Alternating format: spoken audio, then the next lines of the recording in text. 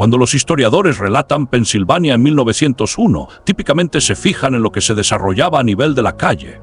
El rugido de las acerías, la expansión de pueblos industriales abriéndose paso a través del valle de Allegheny y comunidades inmigrantes martillando sus primeras viviendas permanentes. Pero la verdadera historia, la que apareció en precisamente 3 ediciones de periódicos Han, es de desvanecerse por completo, la que incluso ahora existe solo en cajas de archivo desmoronándose marcadas como misceláneas. Comenzó en la oscuridad debajo, empezó con una orden de expansión ferroviaria. Las cuadrillas de construcción recibieron instrucciones para excavar un lecho de rieles para la línea Pennsylvania and Lake Erie cortando a través de las afueras de Kittanning. El objetivo era elemental: hacer explotar la ladera, nivelar la pendiente y preparar el corredor para rieles de acero que llevarían carbón y madera hacia el este. Pero en el instante en que las cuadrillas de dinamita comenzaron a rasgar esa piedra caliza de Pensilvania, algo imposible sucedió. Perforaron una barrera que desafiaba cada estudio geológico del condado de Armstrong. Atravesaron una cavidad oculta bajo siglos de sedimento a una profundidad que contradecía cada principio de formación natural de cuevas.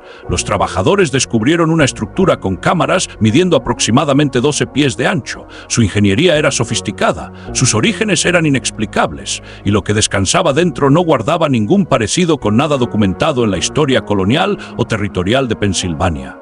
Esto no se suponía que estuviera allí. Los periódicos lo cubrieron brevemente. 3 artículos separados a través de 2 condados, clínicos en su reportaje, casi deliberadamente subestimados. Pero en los meses que siguieron, algo escalofriante transcurrió. La historia se evaporó. Sin investigaciones de seguimiento, sin expediciones universitarias, sin documentación oficial, solo silencio absoluto. La respuesta institucional, cuando los historiadores se molestaron en construir una década después, eventualmente categorizaría esto como confusión fronteriza, quizás osarios nativos americanos o simplemente folclore del país del carbón descontrolado. Nada extraordinario, nada que requiriera preservación, pero esos relatos periodísticos originales de 1901, los que todavía son accesibles en Exacta, 4 colecciones de archivo a través de 3 estados, cuentan algo completamente diferente. Describen cuadrillas ferroviarias paradas en el umbral de una cámara construida con paredes de 16 pulgadas de grosor, reforzadas con un compuesto aglutinante que los ingenieros no podían identificar, no podían fracturar, no podían explicar. Una metodología de construcción que no guardaba ningún parecido con nada que las compañías ferroviarias de Pensilvania estuvieran construyendo en 1901, y sellados dentro de esa cámara 9 esqueletos humanos, no restos convencionales, esqueletos de dimensiones asombrosas midiendo entre 8 y 11 pies de longitud, descritos por el jefe topógrafo como el descubrimiento más extraordinario en la historia ferroviaria de Pensilvania. Y mientras más a fondo investigas lo que sucedió después de ese momento, más deja de parecerse a una curiosidad arqueológica y comienza a verse como evidencia que fue metódicamente catalogada, enviada lejos y deliberadamente borrada de la conciencia pública. Inicialmente, el capataz de construcción intentó racionalizar lo que su cuadrilla había desenterrado en los términos más directos posibles. Quizás un pozo minero olvidado de prospección anterior, tal vez incluso una bóveda de entierro de colonos de alguna comunidad no registrada. Pero a medida que limpiaron escombros adicionales y expusieron la geometría completa de la estructura, las contradicciones se intensificaron, porque había una cámara sellada en absoluto bajo la ladera virgen de Allegheny, porque fue diseñada con tal permanencia, con paredes de 16 pulgadas de grosor y mortero que los ingenieros ferroviarios describieron como superior a cualquier cosa en sus especificaciones contemporáneas, porque estaba abovedada una técnica arquitectónica que requería precisión matemática o excedía por mucho la tradición simple de entierro, y la pregunta que perturbó incluso a los capataces más pragmáticos: ¿por qué eran los restos dentro tan masivos? Pensilvania en 1901 difícilmente era territorio salvaje. El estado había sido colonizado por más de 2 siglos, documentado extensivamente, mapeado minuciosamente. Sin embargo, esta cámara bajo la expansión ferroviaria parecía diseñada para ocupantes que excedían por mucho cualquier morfología humana conocida. Los relatos periodísticos hacen esto inequívoco. 9 esqueletos, todos de estatura excepcional, todos notablemente intactos, todos midiendo entre 8 y 11 pies de longitud. Los trabajadores admitieron privadamente entre sus cuadrillas que nada sobre este descubrimiento se alineaba con su comprensión del pasado documentado de Pensilvania, y aunque ninguno de ellos estaba empleando frases como civilización desvanecida o raza antigua, estaban confrontando algo igualmente perturbador. Personas de tamaño extraordinario habían sido enterradas aquí con cuidado meticuloso en una estructura diseñada para perdurar mucho más que cualquier ataúd de madera o tumba de tierra. Cuando el equipo de excavación expuso completamente la cámara bajo esa ladera de Kittanning, lo que descubrieron no se conformaba a cómo se supone que funcionan los sitios normales de entierro. Esto no era una simple cavidad abocada en roca, esto era arquitectura deliberada. La primera anomalía era la bóveda misma. La construcción abovedada requiere cálculo geométrico, colocación precisa de piedra. Hay comprensión integral de fuerzas compresivas. No es un método que empleas para entierro expedito. Es un método que empleas cuando estás construyendo algo destinado a sobrevivir milenios. Sin embargo, aquí existía, oculta bajo piedra caliza de Pensilvania, en una ubicación donde ningún asentamiento permanente precolonial se suponía que hubiera prosperado.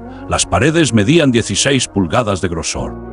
Eso no es una cámara de entierro, eso es ingeniería de fortificación. Ese es el tipo de grosor que construyes cuando te estás defendiendo contra presión geológica inmensa, contra el peso aplastante de tierra y el tiempo mismo, y el mortero. Los ingenieros ferroviarios lo describieron como superior a los estándares contemporáneos, no deteriorándose, no comprometido por agua subterránea o ciclos de congelación-descongelación, superior. Eso implica un agente aglutinante más avanzado que cualquier cosa que la industria de Pensilvania produjera en 1901. Eso implica conocimiento de química, de ingeniería de materiales, de principios de construcción que no aparecen en ningún lugar en la historia registrada de Pensilvania. Mientras los trabajadores entraban cautelosamente a la cámara, las dimensiones se cristalizaron. 12 pies de ancho, 8 pies desde el piso hasta el ápice de la bóveda, lo suficientemente espacioso para acomodar 9 esqueletos enormes arreglados con precisión geométrica, preservados con intención obvia. Este no era un entierro masivo por epidemia o conflicto. Esta era una cámara ceremonial de entierro, construida por personas que entendían fundamentos de ingeniería y poseían razones convincentes para construir algo permanente. Y luego vino el descubrimiento que todavía genera debate feroz entre investigadores independientes hoy: los esqueletos mismos. 9 individuos, todos de proporciones excepcionales, todos midiendo entre 8 y 11 pies de longitud.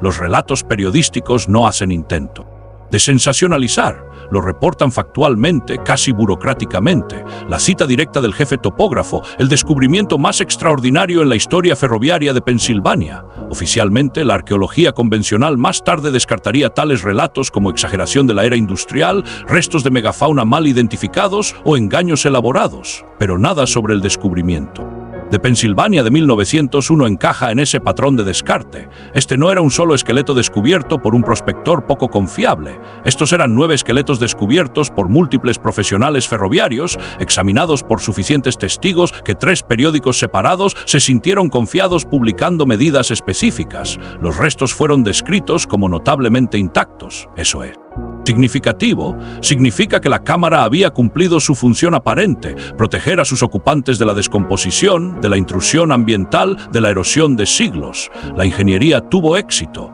Cualquiera que fuera la cultura que construyó esa cámara poseía conocimiento exacto de lo que estaban haciendo. Pero aquí está lo que hace el descubrimiento de Pensilvania especialmente problemático para narrativas establecidas. Estos no eran fragmentos dispersos, eran esqueletos articulados completos arreglados con significado ceremonial claro, preservados con intencionalidad inconfundible. Este era entierro formal conducido por una sociedad que poseía los recursos, el conocimiento y la motivación para construir arquitectura permanente para sus difuntos.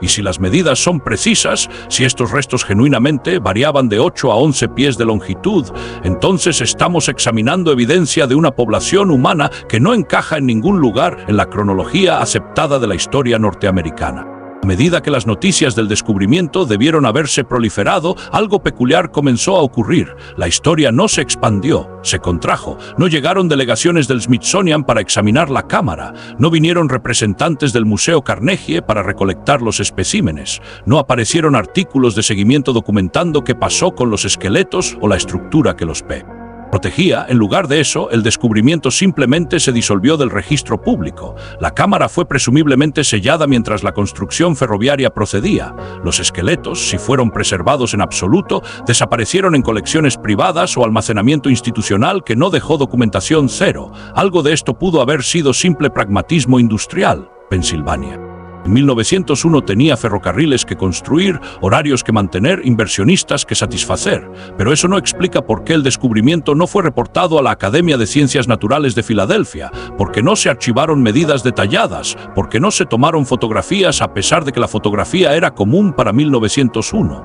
Las decisiones sobre qué preservar y qué enterrar parecían seguir un patrón distinto, porque los descubrimientos que desafiaban la cronología aceptada más fundamentalmente eran los que desaparecían más rápido. Los esqueletos enormes nunca fueron catalogados públicamente. La cámara superior fue cubierta. Incluso los relatos periodísticos se convirtieron en notas al pie oscuras, raramente citadas, fácilmente descartadas. Lo que hace a la cámara de Pensilvania especialmente significativa es que no fue un incidente aislado. A lo largo de los años 1800 y principios de los 1900 a través de América, descubrimos similares seguían apareciendo en periódicos locales, luego evaporándose de archivos oficiales. Virginia Occidental, 1897. Cuadrillas mineras reportaron descubrir bóvedas de piedra antiguas conteniendo esqueletos de dimensiones inusuales. Los restos fueron enviados a instituciones en Washington. Nunca fueron exhibidos, nunca estudiados públicamente, nunca referenciados en ninguna publicación.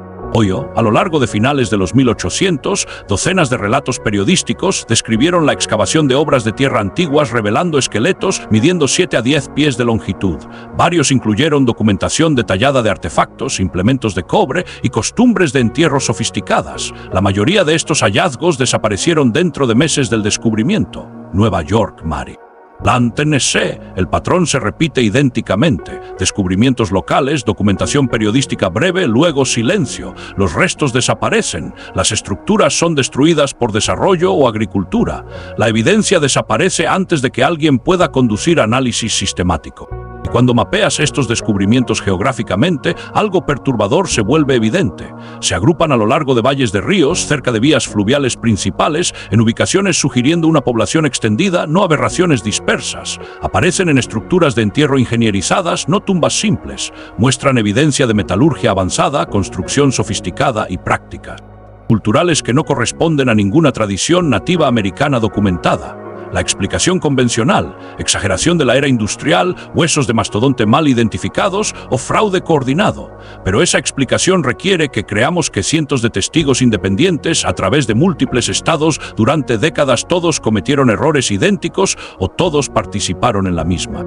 Conspiración requiere que ignoremos la evidencia de ingeniería, la construcción de la cámara, los artefactos que acompañaron los restos. Lo que sucedió a los gigantes de Pensilvania y a cientos de descubrimientos similares no fue negligencia accidental, fue supresión sistemática, no a través de conspiración, sino a través de control institucional, a través de las decisiones silenciosas de museos y universidades sobre qué evidencia merece investigación y qué evidencia puede ser ignorada con seguridad, cuando las instituciones estaban adquiriendo artefactos a lo largo de finales de los 1800 y principios de los 1900, operaban dentro de una narrativa rígida sobre la prehistoria americana. Los nativos americanos llegaron a través del puente terrestre de Bering relativamente recientemente. Se desarrollaron en aislamiento de civilizaciones del Viejo Mundo. No construyeron nada permanente, nada monumental antes del contacto europeo. Cualquier descubrimiento que desafiara esta narrativa creaba problemas institucionales. Los esqueletos gigantes sugerían una población diferente, una línea de tiempo diferente, una historia completamente diferente. Así que esos descubrimientos fueron archivados de maneras que los hicieron difíciles de acceder, almacenados en instalaciones donde no serían exhibidos o simplemente perdidos dentro de vastas colecciones donde podían ser olvidados. Esto no fue destrucción activa, fue borrado pasivo, del tipo que sucede cuando las instituciones deciden que ciertas preguntas no valen la pena investigar, cierta evidencia no vale la pena preservar, ciertos capítulos de historia no valen la pena reconocer.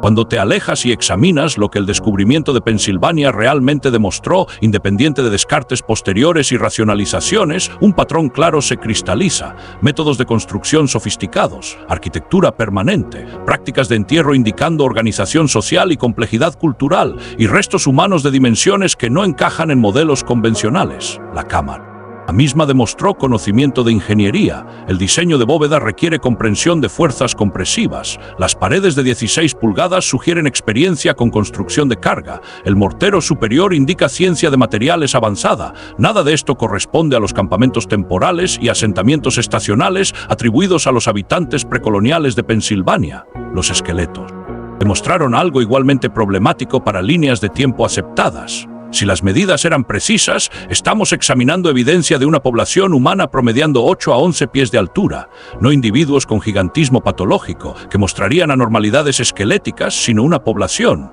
múltiples individuos, todos de tamaño excepcional, todos enterrados juntos con significado cultural claro.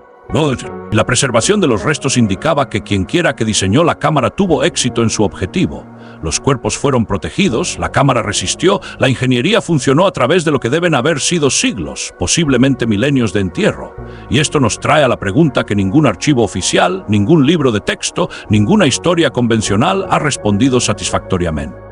¿Qué pasó con los 9 esqueletos descubiertos en Pensilvania en 1901? ¿Fueron reenterrados cuando la construcción continuó? ¿Fueron enviados a alguna colección privada que nunca los catalogó? ¿Fueron deliberadamente destruidos para eliminar evidencia que no encajaba en la narrativa preferida? No lo sabemos porque nadie en una posición de autoridad institucional eligió crear un registro transparente. ¿Por qué fue construida una cámara de entierro sofisticada bajo la ladera de Pensilvania? ¿Quién poseía el conocimiento de ingeniería para construir arquitectura permanente con techos abovedados y mortero superior? ¿Por qué fueron enterrados 9 individuos de proporciones excepcionales juntos con tal cuidado ceremonial obvio? Estas no son preguntas retóricas, son brechas de evidencia que la arqueología convencional nunca ha abordado adecuadamente, eligiendo en lugar de eso descartar la categoría completa de descubrimientos gigantes en lugar de comprometerse con la evidencia específica que cada caso presenta. Cuando examinas el descubrimiento de Pensilvania junto a cientos de hallazgos similares de los 1800 y principios de los 1900, una posibilidad perturbadora se cristaliza. ¿Qué tal si Norteamérica fue habitada por una población que ya no reconocemos? ¿Qué tal si esa población construyó estructuras permanentes, desarrolló técnicas de construcción avanzadas y alcanzó un nivel de sofisticación cultural que no aparece en nuestra línea de tiempo aceptada? ¿Qué tal si los montículos dispersos a través de los bosques del este no son simples colinas de entierro, sino los últimos remanentes visibles de complejos arquitectónicos que fueron sistemáticamente desmantelados, arados y borrados por expansión industrial? ¿Qué tal si los esqueletos gigantes no son anomalías, sino evidencia de una población distinta que existió antes, durante o junto a los ancestros de los pueblos nativos americanos modernos? La evidencia para tal civilización existe, pero existe en fragmentos, relatos periodísticos que nunca tuvieron seguimiento, colecciones de museo que nunca fueron catalogadas apropiadamente, descubrimientos que fueron reenterrados antes de que pudiera ocurrir estudio sistemático. Existen las brechas, en los silencios, en las preguntas que la arqueología institucional eligió no hacer. Las ferroviarias que descubrieron la cámara de Pensilvania en 1901 enfrentaron una elección. Podían haber detenido la construcción, solicitado examinación científica, preservado la estructura y sus contenidos para estudio sistemático. En lugar de eso, presumiblemente la sellaron de vuelta, continuaron poniendo vías y dejaron que el descubrimiento se desvaneciera en folclore local. Esto no fue malicioso, fue pragmático. El ferrocarril Pennsylvania and Lake Erie necesitaba ese corredor. La economía industrial no permitía retrasos arqueológicos, y en 1901 no había marco para entender lo que había sido encontrado, ninguna institución preparada para preservarlo, ninguna narrativa que pudiera acomodarlo. Pero lo que es más difícil de explicar es por qué generaciones posteriores no regresaron a investigar, porque ningún equipo arqueológico en las décadas siguientes excavó el sitio para buscar evidencia restante, por qué el descubrimiento permaneció una nota al pie oscura en lugar de convertirse en un catalizador para preguntas más profundas sobre la prehistoria de Pensilvania. La respuesta podría ser incómoda, porque si los gigantes de Pensilvania fueron reales, si las medidas eran precisas, si la cámara demostró ingeniería avanzada, entonces la historia completa aceptada de la prehistoria norteamericana comienza a colapsar. Y a veces es más fácil preservar una narrativa simple que reconocer evidencia que demanda que reescribamos completamente nuestra comprensión del pasado. Y eso nos trae a la pregunta última de esta investigación, una pregunta que ningún archivo, ninguna publicación oficial, ningún historiador convencional ha respondido comprensivamente. ¿Por qué fueron los descubrimientos gigantes sistemáticamente borrados de la historia? Porque cuando te alejas, el patrón se vuelve imposible de ignorar. Los esqueletos enormes fueron perdidos, las estructuras de entierros sofisticadas fueron selladas, los relatos periodísticos fueron descartados, la evidencia institucional fue archivada de maneras que la hicieron inaccesible, e incluso las fotografías, cuando existieron, desaparecieron de colecciones o fueron explicadas como fraudes sin análisis forense apropiado, casi como si el descubrimiento de 1901 y cientos como él hubieran revelado accidentalmente un capítulo de historia que no se suponía que saliera a la superficie. Un capítulo más viejo que la cronología nativa americana aceptada, más complejo que la narrativa simple de tribus aisladas, más problemático de lo que la arqueología convencional quería abordar. Por un breve momento en 1901, la tierra bajo Pensilvania se abrió justo lo suficiente para revelarlo. 9 esqueletos de proporciones excepcionales preservados en una cámara que no debería existir, construida por manos que ya no podemos identificar, pero en lugar de estudiarlo, lo sellaron de nuevo, lo cubrieron, construyeron sobre él, lo olvidaron, o pretendieron hacerlo, porque si Pensilvania fue hogar de una civilización de gigantes, entonces la pregunta real no es que fue descubierto en 1901, es que más yace bajo las acerías y pueblos de carbón de América, que otras cámaras, que otras bóvedas de entierro, que otra evidencia fue silenciosamente borrada antes de la edad de arqueología sistemática. Los gigantes de Pensilvania no fueron solo un extraño descubrimiento de la era industrial, fueron un breve vistazo accidental a una versión de la historia que nunca se supuso que viéramos, y ahora ese vistazo es tu pista, tu mapa, tu invitación a cuestionar todo lo que creemos saber sobre quién caminó este continente antes de nosotros, porque si esto es lo que sobrevivió bajo una ladera de Pensilvania, imagina qué más duerme todavía bajo el resto, algo fuera de lugar, algo fuera de tiempo, algo que eligieron enterrar en lugar de explicar.